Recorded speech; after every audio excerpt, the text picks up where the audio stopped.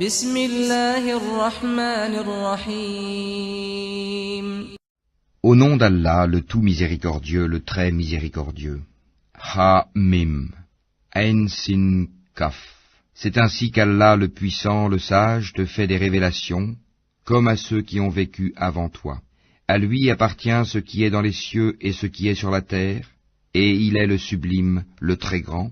Peu s'en faut que les cieux ne se fendent depuis leur fête, quand les anges glorifient leur Seigneur, célèbrent ses louanges, et implorent le pardon pour ceux qui sont sur la terre. Allah est certes le pardonneur, le très miséricordieux. Et quant à ceux qui prennent des protecteurs en dehors de lui, Allah veille à ce qu'ils font, et tu n'es pas pour eux un garant. Et c'est ainsi que nous t'avons révélé un Coran arabe, afin que tu avertisses la mère des cités, la Mecque, et ses alentours, et que tu avertisses du jour du rassemblement, sur lequel il n'y a pas de doute, un groupe au paradis et un groupe dans la fournaise ardente. Et si Allah avait voulu, il en aurait fait une seule communauté, mais il fait entrer qui il veut dans sa miséricorde, et les injustes n'auront ni maître ni secoureur. Ont-ils pris des maîtres en dehors de lui? C'est Allah qui est le seul maître, et c'est lui qui redonne la vie aux morts, et c'est lui qui est omnipotent. Sur toutes vos divergences, le jugement appartient à Allah. Tel est Allah, mon Seigneur, en lui je place ma confiance, et c'est à lui que je retourne repentant. Créateur des cieux et de la terre, il vous a donné des épouses, issues de vous-même, et des bestiaux par couple, par ce moyen il vous multiplie. Il n'y a rien qui lui ressemble, et c'est lui l'audient, le clairvoyant. Il possède les clés des trésors des cieux et de la terre, il attribue ses dons avec largesse, ou les restreint à qui il veut, certes, il est omniscient. Il vous a légiféré en matière de religion ce qu'il avait enjoint à Noé, ce que nous t'avons révélé, ainsi que ce que nous avons enjoint à Abraham, à Moïse et à Jésus. Établissez la religion, et n'en faites pas un sujet de division. Ce à quoi tu appelles les associateurs leur paraît énorme. Allah élit et rapproche de lui qui il veut, et guide vers lui celui qui se repent. Ils ne se sont divisés qu'après avoir reçu la science, et ceci par rivalité entre eux. Et si ce n'était une parole préalable de ton Seigneur pour un terme fixé, on aurait certainement tranché entre eux. Ceux à qui le livre a été donné en héritage après eux sont vraiment à son sujet, dans un doute troublant. Appelle donc les gens à cela, reste droit comme il t'a été commandé, ne suis pas leur passion, et dis, je crois en tout ce qu'Allah a fait descendre comme livre, et il m'a été commandé d'être équitable entre vous. Allah est notre Seigneur et votre Seigneur, à nous nos œuvres et à vous vos œuvres. Aucun argument ne peut trancher entre nous et vous. Allah nous regroupera tous, et vers lui est la destination.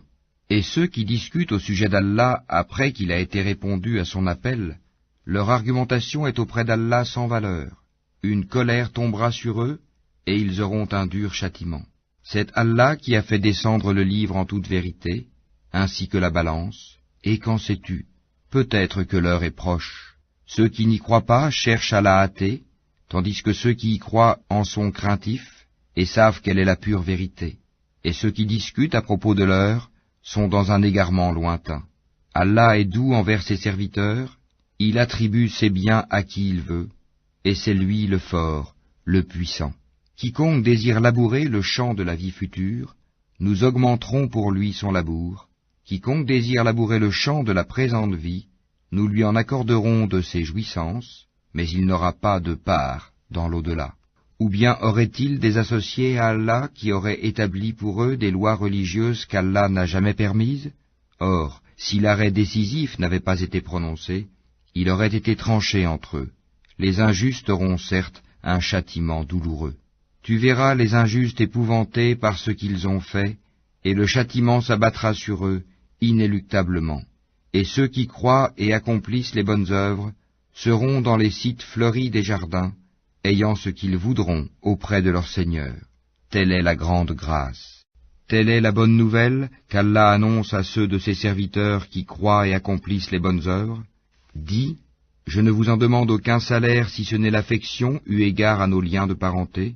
Et quiconque accomplit une bonne action, nous répondons par une récompense plus belle encore.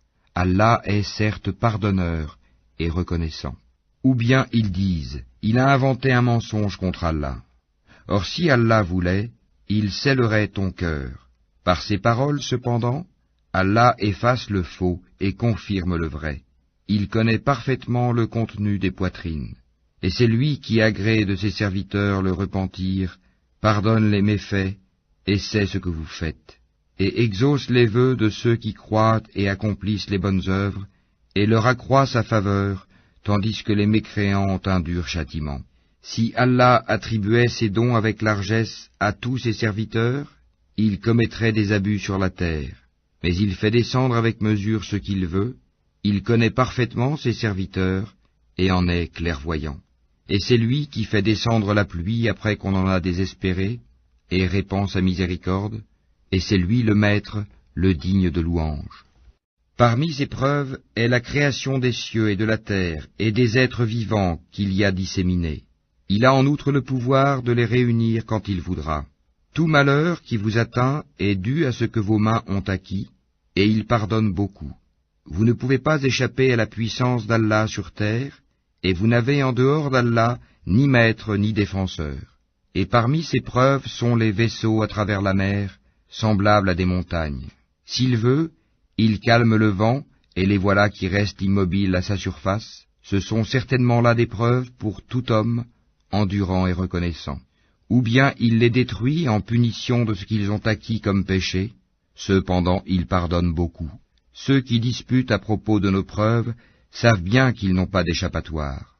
Tout ce qui vous a été donné comme bien n'est que jouissance de la vie présente, mais ce qui est auprès d'Allah est meilleur et plus durable pour ceux qui ont cru et qui placent leur confiance en leur Seigneur, qui évitent de commettre les péchés les plus graves ainsi que les turpitudes, et qui pardonnent après s'être mis en colère, qui répondent à l'appel de leur Seigneur, accomplissent la salate, se consultent entre eux à propos de leurs affaires, dépensent ce que nous leur attribuons, et qui, atteints par l'injustice, ripostent.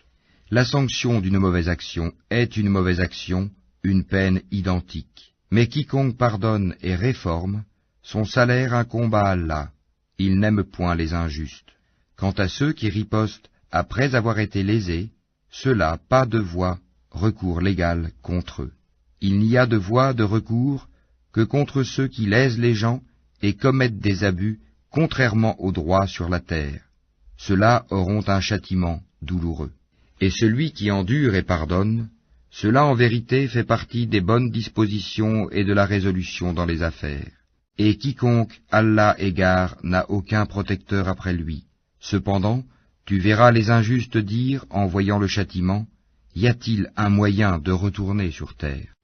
Et tu les verras exposés devant l'enfer, confondus dans l'avilissement, et regardant d'un œil furtif, tandis que ceux qui ont cru diront, les perdants sont certes ceux qui au jour de la résurrection font leur propre perte et celle de leur famille. Les injustes subiront certes un châtiment permanent. Ils n'auront pas de protecteur en dehors d'Allah pour les secourir, et quiconque Allah égare n'a plus aucune voie.